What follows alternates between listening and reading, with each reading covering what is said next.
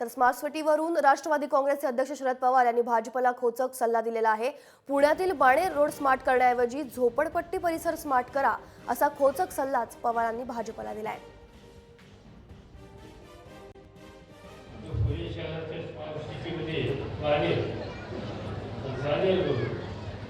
पुणे शहराची निवड झाली, त्याच्यात निवड कशी झाली आणि आमच्यासारखी अपेक्षा होती की पुण्याची निवड झाली म्हणजे गंजपेठ,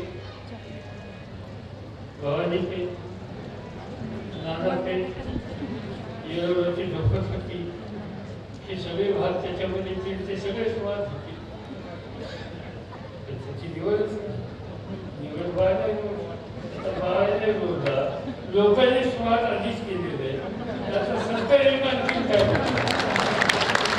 केंद्रात आणि राज्यात सरकारमध्ये कारभार काय चाललं, दोघं एकमेकाची उणीधुणी काढतात। त्याच्या संदर्भात कोण म्हणते निजामाचा बापाचं सरकार, कोण त्या ठिकाणी म्हणते बेडूक, कोण त्या ठिकाणी म्हणते शोले मधले असराणी,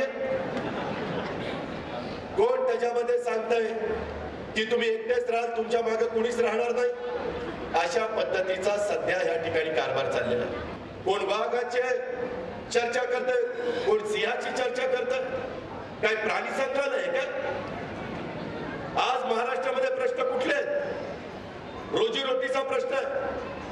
काल एक भाजपचे नेते येऊन गेले, आपल्या ऑटो क्लस्टरला काहीतरी त्यांची मीटिंग झाली। खरंच आजचे दिन आलेत का?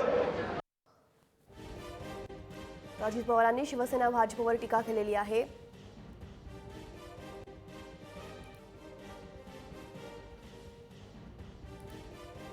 स्मार्ट सिटीवरून राष्ट्रवादी काँग्रेसचे अध्यक्ष शरद पवार यांनी देखील भाजपवर टीका केली आहे। पुण्यातील बाणेर रोड स्मार्ट करण्याऐवजी झोपडपट्टी परिसर स्मार्ट कर असा खोचक सल्ला पवारांनी दिलाय। तर याच कार्यक्रमात अजित पवार यांनी देखील शिवसेना आणि भाजपवर टीका केली आहे।